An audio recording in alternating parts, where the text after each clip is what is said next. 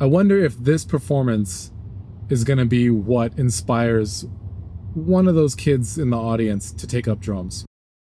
If you're new to this channel, welcome. My name is Kaz, I play drums for a living, and in this vlog series I take you with me on a gig day where we talk about gigging life, freelance musician stuff, and my experience as a professional musician for the last 25 years. Good morning. It's 9 o'clock. Walked the cat, more like she pretended to be a parrot. It's Wednesday, and I'm off to another Tiger Project school show, and this one is also an after-school show, which I failed to mention in the last vlog. That's why the kids were tired. It's after school. So the other day, I was at my dad's house, and somehow we got on the topic of my first drum set. And, now doing these school shows, every once in a while, I think, like, I wonder if this performance is going to be what inspires one of those kids in the audience to take up drums, whether it's taiko or whatever. And that could be super cool, right? Like, my influence was a music video that I saw from Metallica, but maybe one of our performances gives the kid that spark and they eventually go on to being a drummer. That'd be awesome. But I am so thankful that I had so much support. It's easy to not realize, especially when you're a kid, like all the factors that come together to help you on your journey in life. I grew up in a household that was encouraging for me playing drums. My dad was a drummer in Japan, and he helped me with the very basics in the beginning.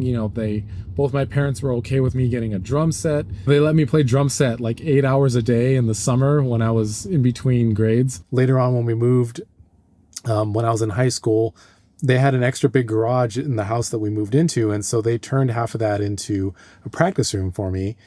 Like, whose parents do that? And because of that, I got to practice all the time without bugging the crap out of people. My band was able to practice there, and just all that time playing, helped me in my musicality, probably helped me become at whatever level I'm at now, helped me get there. So yeah, there's just a lot to be thankful for, that I think, have taken for granted a lot. So to my dad, thank you for all that you did. I know it's not easy for me to say in real life, but I can say it to a camera. And to my mom, who's not around anymore, thank you for providing me all this stuff that you guys did when I was a kid. So anyway, just thinking back to the old days, and super grateful for all that, all that my family provided for me. I got here a little too early today, and I have to pee, so I'm going to check in early, use the restroom, and then I guess just hang out for a bit. So we will talk about the gig in a second. All right, another school show done. Overall, the gig went pretty smoothly. We had a couple sections. I think one person at one point soloed a little shorter than they were supposed to, and one person soloed a little longer than they were supposed to, so it all kind of evened out.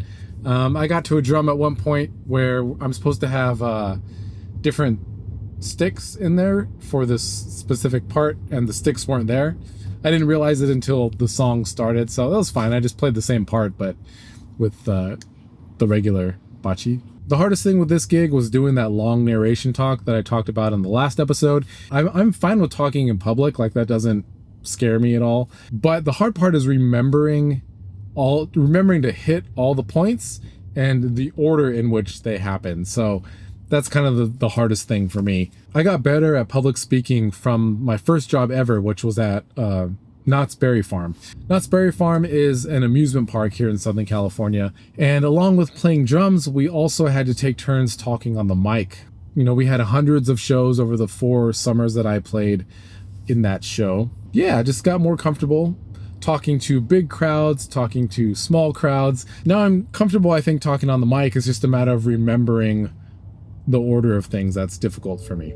So coming up, I have some gigs that are, as an audio and video person, I'm not sure if I'm gonna vlog it. So I'll see you maybe tomorrow, maybe next week.